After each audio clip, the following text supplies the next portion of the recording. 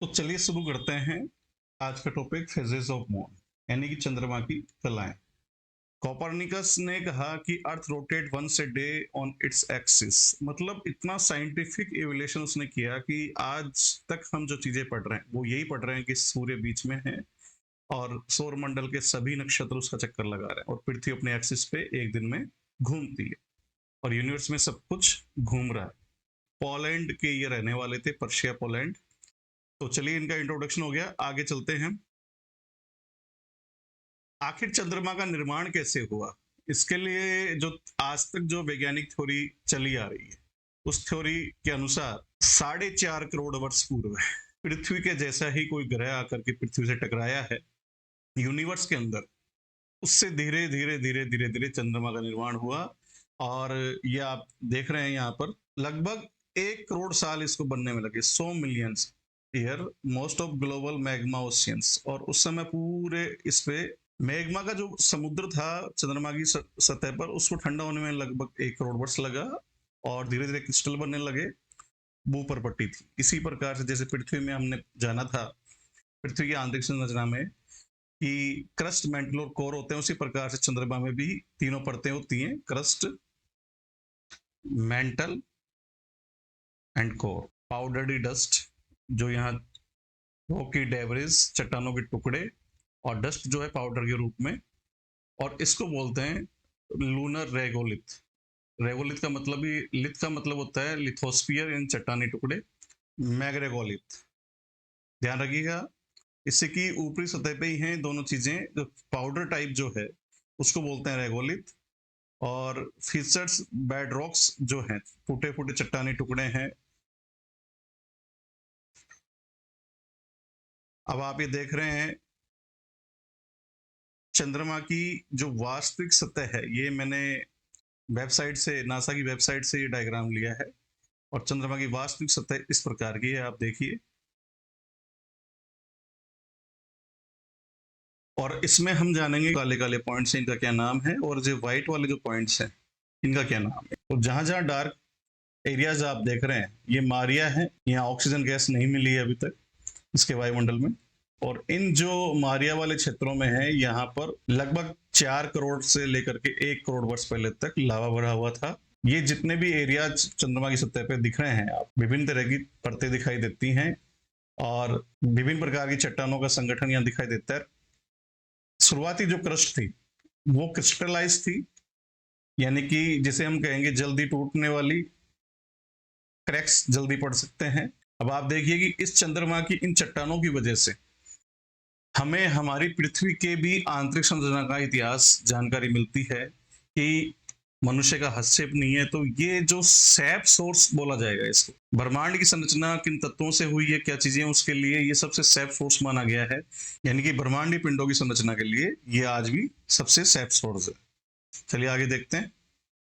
अब देखिए इसमें चंद्रमा की जो साइज एंड डिस्टेंस है, आप देखिए रेडियस जो चंद्रमा की है वो 1740 किलोमीटर। हमने यहाँ की जो रेडियस है वो 1740 किलोमीटर चंद्रमा की जो त्रिज्या है, और ये पृथ्वी की त्रिज्या का लगभग 1/3 है। तो चंद्रमा है जो पृथ्वी से औसतन कितने किलोमीटर दूर है, माइल्स में देखिए 2,38,855 माइल्स, और औसत जो दूरी है वो 3,84,400 किलोमीटर। ये औसत दूरी है जिसे हम कहते हैं परिक्रमण।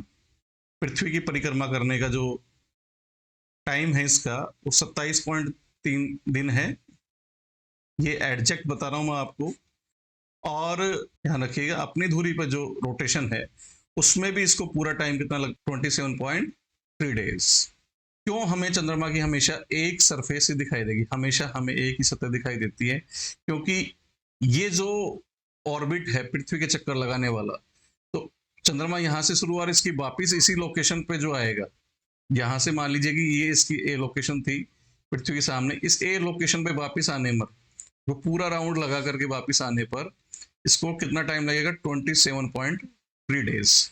लेकिन ये ध्यान रखिएगा पृथ्वी खुद भी अपने आप में वेस्ट टू ईस्ट घूम रही है और साथ ही सूर्य के भी चक्कर लगा रही है, साथ ही इसका सूर्य के भी चक्कर लगा रही है। ये ध्यान रखिएगा, जैसे मान लीजिए यहाँ हमने सन ले लेते हैं तो ये सूर्य के भी चक्कर लगा रही है। तो ए पोजीशन पे तो 27.3 डेज में आ गया, लेकिन एडजेक्ट पृथ्वी के जिस स्थान के सामने ये शुरू हुआ था, जैसे मान लीजिए ये बी पॉइंट है, इस बी पॉइंट के सामने आने में, क्योंकि तब तक पृथ्वी भी अपनी लोकेशन यहां से यहां बदल चुकी होगी, इसलिए मान लीजिए बी पॉइंट यहां आ गया, तब तक 1 महीने के अंदर पृथ्वी अपनी जो वार्षिक गति के दौरान थोड़ा सा आगे हम आगे खिसक चुकी है, बी पॉइंट जो यहाँ था वो मूवमेंट करके यहाँ आ गया है। तो अब ए पॉइंट को इसके सामने आने पर, ए पॉइंट को इसके सामने आने में 29.5 डेज लगेंगे, यानी कि इसलिए हमेशा एक अमावस्या से दूसरी अमावस्या के बीच में कितने दिन का फर्क होता है? 29.5 दिन का। 20 इसका राउंड तो ऑर्बिट पे, अपने ऑर्बिट पे तो राउंड इसका 27.3 डेज है, दोनों चीजें क्लियर कर लीजिएगा। अपने ऑर्बिट पे तो इसका राउंड है 27.3 डेज, चूंकि जिस स्थान, पृथ्वी के जिस स्थान के सामने से शुरू होता है उसी स्थान के सामने इसको पहुंचने में एडजेक्ट 29.5 दिन लगेंगे, उसी देशांतर और लोकेशन की एडजेक्ट पॉइंट के ऊपर। ये हमेशा याद रखिएगा। उन्हें देख लेते हैं। ये जो रेडियस है 1740 किलोमीटर, अपने ऑर्बिट पे यात्रा करते हुए पृथ्वी की जब सबसे निकटतम होता है, इसी स्थिति को बोलते हैं उपभू, इंग्लिश में बोलेंगे पेरिजी। और ये दूरी होती है इसकी 3,64,397 किलोमीटर।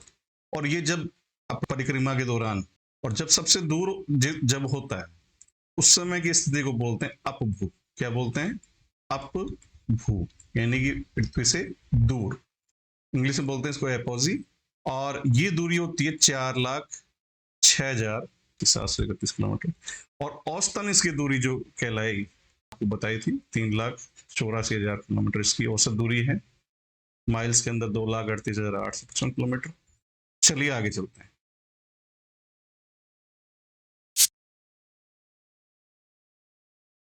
अब बात करते हैं चंद्रमा की कलाओं की। आप इस डायग्राम में जो देख रहे हैं फेजेस, वैसे तो 27 दिन की यात्रा में, राउंड फिगर में बोल रहा हूँ, यात्रा चंद्रमा की बड़ी इंटरेस्टिंग है। प्रतिदिन इसका जो फेज है, यानी चेहरा जो है इसका घटता बढ़ता रहता है।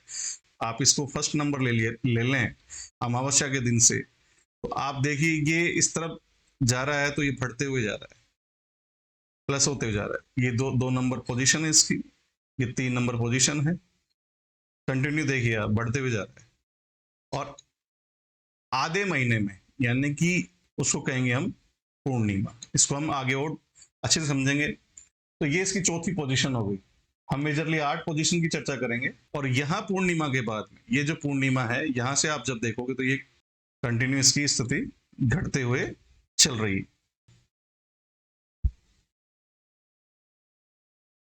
सूर्य है, पृथ्वी है, और हमने सूर्य को इस साइड लेफ्ट साइड में रखा हमने, इधर से इसकी सनरेज पड़ेंगी।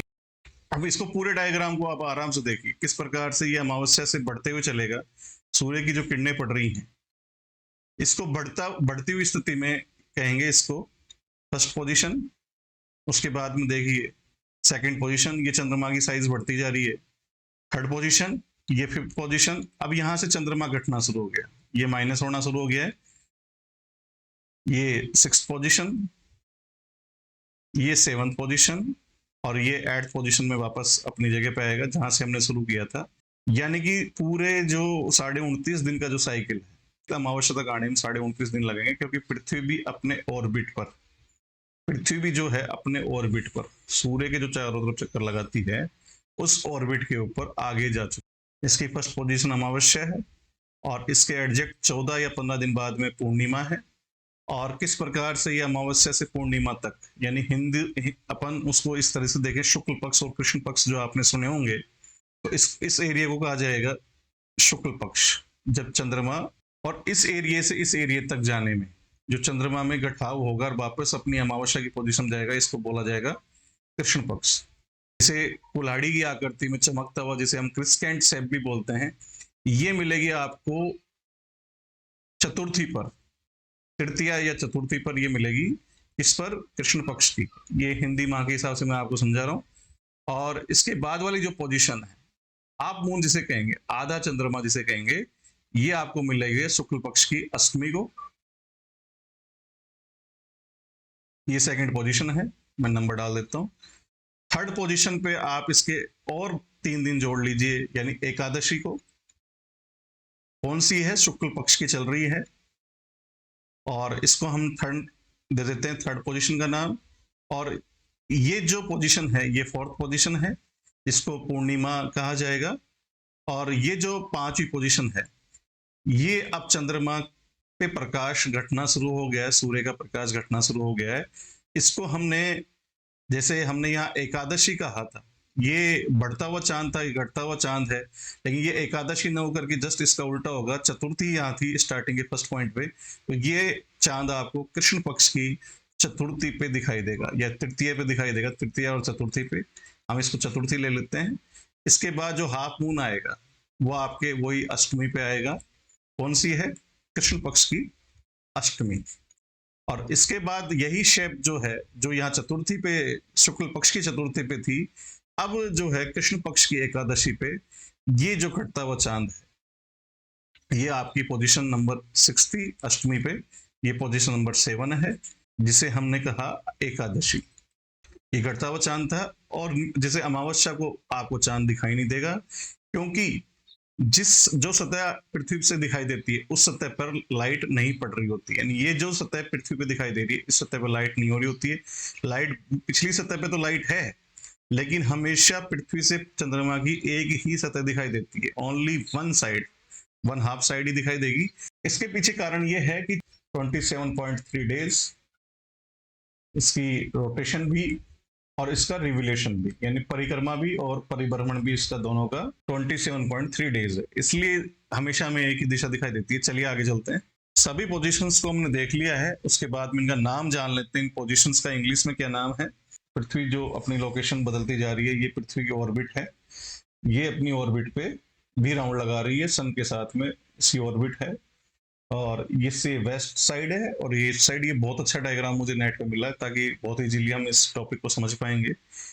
ये देखिए, यहां से हमने शुरुआत की, इसको फर्स्ट पोजीशन लेंगे, वैक्सिंग यानी बढ़ता हुआ, ये ध्यान रखिए। वैक्सिंग जो जहां जहां शब्द है ये बढ़ते हुए को इंगित करेगा, और वैनिंग जो है, वैनिंग का कम होते हुए को इंडिकेट करेगा। ये वैनिंग शब्द दो जगह है और वैक्सिंग शब्द भी दो जगह है। और क्रिस्केंट पोजीशन, फर्स्ट पोजीशन भी क्रिस्केंट की है, एंड 7th दोनों याद रखेगा, 1 नंबर पोजीशन और 7 नंबर पोजीशन दोनों क्रिस्केंट पोजीशन है।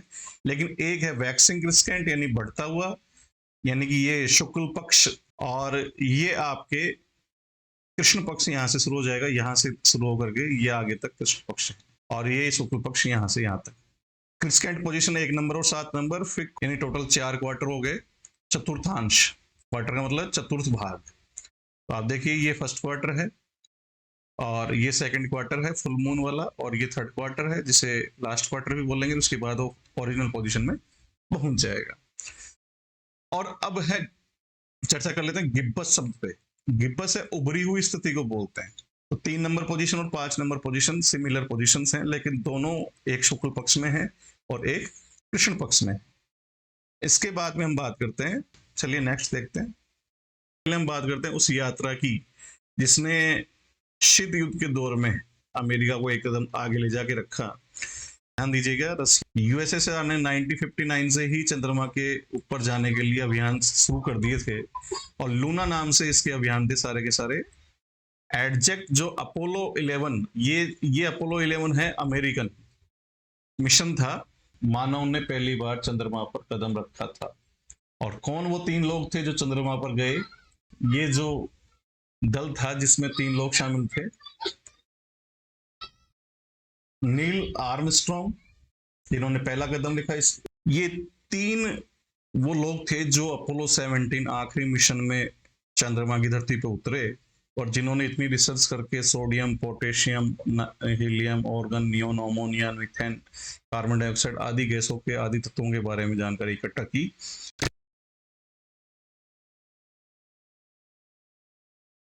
नासा का भी लेटेस्ट जो चल रहा है चंद्रमा को लेकर के, वो लेडी मिशन है, LADEE। इसका जो पूरा नाम है लूनर, याद रखिए, lunar atmosphere and dust environment explorer. और वहाँ की जो डस्ट, मिट्टी, पार्टिकल्स हैं, उसमें जो पर्यावरणीय प्रभाव क्या क्या हुए हैं, क्या क्या चेंजेस हो रहे हैं, उनकी स्टडी करना इस मिशन का उद्देश्य है। चंद्रयान फर्स्ट भारत के द्वारा लॉन्च किया गया 15 अगस्त 2003 को इसका प्लान तैयार हुआ, घोषणा की गई। और आप 2008 में देखिए श्री हरिकोटा के सतीश धवन अंतरिक्ष केंद्र, कंट्रीज ने जो रिसर्च की थी उन सब से बढ़ करके इस रिसर्च में ये निकला कि चंद्रमा पर वाटर मोलिकुल्स हैं। टू मून 22 अक्टूबर 2008 को इसको लॉन्च किया गया। याद रखिएगा, ये फैक्चुअल नॉलेज की बात है। 2009 में कार्यक्रम की समाप्ति कर दी गई है। और नेक्स्ट इसका इंडिया का मिशन था चंद्रयान सेकंड, उसके बारे में जानकारी कर लेते हैं। इससे पहले अमेरिका, रूस और चीन ने चंद्रमा की सतह पर सॉफ्ट लैंडिंग करवाई थी, लेकिन दक्षिण ध्रुव, याद रखिएगा, इंडिया ने कुछ किया है तो सबसे हटके किया है। चंद्रमा का जो साउथ पोल था, चंद्रयान 2 जो है वो 2.1 किलोमीटर पहले ही रह गया था। तो आज हमने चंद्रमा की काफी यात्राएं कर ली हैं और निश्चित रूप से आपको आज के इस वीडियो से ज्ञानवर्धन होगा। और मेरा आप सबसे एक निवेदन है कि जब भी वीडियो देखें तो पूरा देखें, स्किप कर करके ना देखें। बीच में छोड़ छोड़ कर अगर आप देखेंगे तो टॉपिक पूरी तरह समझ नहीं पाएंगे। इसलिए भले ही आप वक्त निकाल करके देखें, लेकिन देखें पूरा, तभी उससे पूरा आनंद आएगा। और निश्चित रूप से आपके कमेंट्स मेरे लिए बहुत फायदेमंद होंगे, क्योंकि न्यूज की भेजते रहिए, कमेंट्स भेजते रहिए, और निश्चित रूप से मैं आगे भी क्वालिटी सुधारने की कोशिश करूंगा। चलिए, आप सबको शुभकामनाएं।